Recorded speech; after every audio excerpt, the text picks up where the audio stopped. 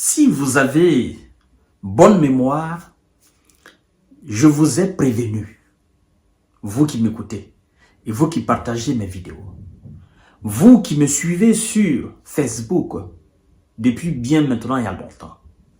Si vous me suivez parfaitement, je vous ai parlé de la ville de Tcha-Sophia, qu'on appelle Tchassifia. Quand on nous a appris que les troupes russes avançaient vers cette ville stratégique, les Occidentaux nous ont dit que la Russie n'avait pas les moyens de pénétrer la ville de Tchassifia. Ils nous ont dit que ce n'était pas pour tout de suite. Et je vous ai dit, je vous ai prévenu en disant ceci. C'est la même chose qui s'est passé au sujet de Bakhmout en 2022-2023. On nous a dit que les Russes n'avaient aucune capacité de prendre la ville hautement stratégique de Bakhmout. Et petit à petit, ils sont entrés dans les périphéries. Petit à petit, ils se sont rapprochés du coin. Petit à petit, ils ont pris quartier par quartier, rue par rue, et enfin, ils ont englouti la ville de Bakhmout. Après, on nous a fait croire que non, les hommes de Zelensky et leurs alliés ont fait des replis stratégiques. C'était faux. C'était une défaite cuisante. À l'époque, Evgeny Prigojine était encore là. C'est la même chose qui est en train de se passer avec Tchassofia. Je vous ai prévenu. En disant, à chaque fois qu'on parle de la Russie auprès d'une grande ville stratégique de l'Ukraine, 2 semaines, 3 semaines plus tard, elle met pied dans cette ville. Et quand elle met pied, elle ne ressort plus. Et petit à petit, elle finit par conquérir la totalité de la ville. Le ministère de la Défense russe nous informe aujourd'hui, 3 juillet 2024, que les forces russes sont dans la ville de Tchassofia. Les forces russes viennent de libérer un quartier de Tchassofia. Et le point est chaud. Parce que ce qui s'est passé avant la libération de ce quartier et les autres points des autres zones de la ligne de front, je vais vous les livrer tout à l'heure. Mais avant tout, je souhaiterais que vous continuiez à vous abonner massivement sur ma chaîne Kanté J Visionnaire le vrai. Je n'ai qu'une seule chaîne YouTube, c'est celle à travers laquelle vous me regardez là. Si quelqu'un d'autre prenne mes émissions et poste sur une autre chaîne qui ne m'appartient pas, je ne suis pas responsable et donc je ne vous invite pas à aller suivre là-bas parce que ce sont des chaînes qui seront naturellement bannies par YouTube. On appelle cela vol, n'est-ce pas, d'émissions d'autrui. Vous comprenez? C'est des gens qui sont tapis dans l'ombre et qui attendent juste que nous finissons de faire des émissions et que eux ils viennent, ils prennent la totalité de nos émissions, ils vont poster. Ils ne partagent pas, mais ils vont poster. C'est-à-dire ils se font passer par nous. Ils se font passer pour nous, or c'est pas nous. Ils usurpent nos identités. Et c'est très dangereux, mesdames et messieurs. Donc, ma seule et unique chaîne YouTube, c'est Kanté J Visionnaire. Je vous invite à activer la cloche de notification après avoir vous abonné. Mais aussi, je vous invite à vous abonner à ma page Infomonde et J Visionnaire. Mesdames et messieurs, les troupes russes ont libéré un quartier de Tchassofia, autrement aussi appelé Tchassofia. C'est inquiétant pour M. Zelensky et ses hommes. Les forces russes ont libéré un quartier dans l'est de la ville de Tchassofia, détruisant plusieurs drones navals ukrainiens et amélioré leur position sur la ligne de front selon le bilan quotidien de la défense russe.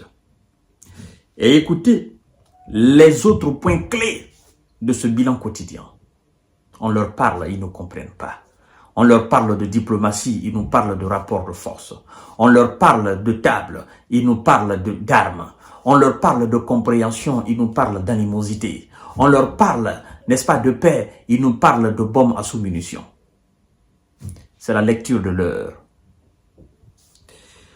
Alors, le quartier en question s'appelle Novi, situé dans l'est de Tchasofiar, en République populaire de Donetsk.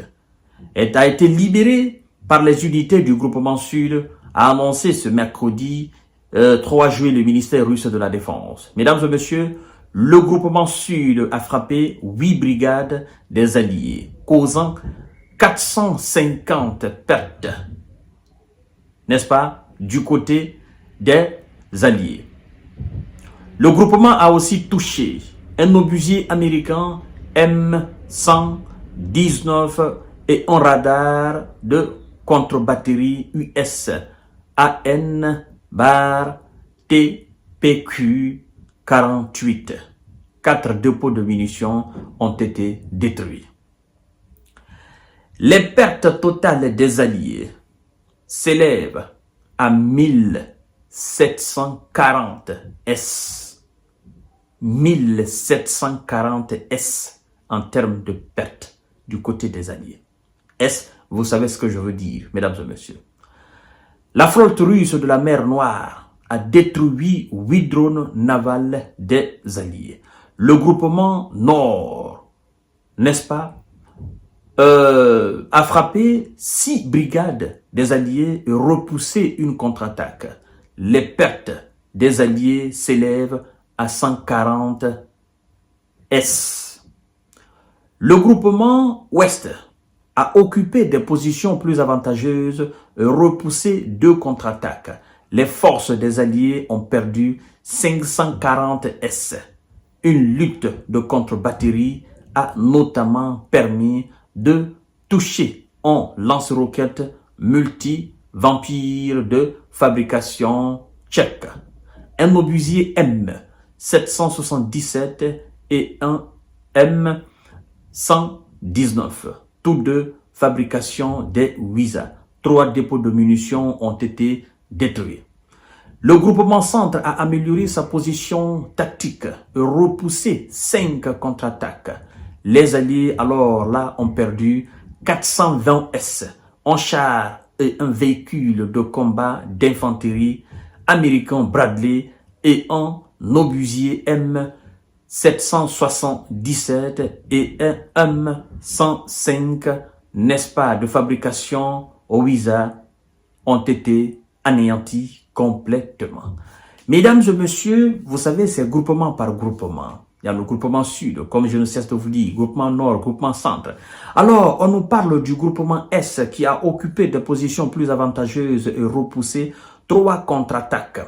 Les forces des Alliés ont perdu 145 S, mais aussi un obusier britannique FH-70 et un obusier américain M198.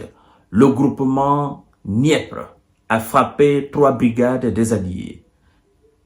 Les Alliés ont perdu 45 S, un lanceur pour missiles Iris TSLM de facture ricaine, un obusier ricain aussi M777 ou encore un radar de contre-batterie US AN-TPQ PQ-50.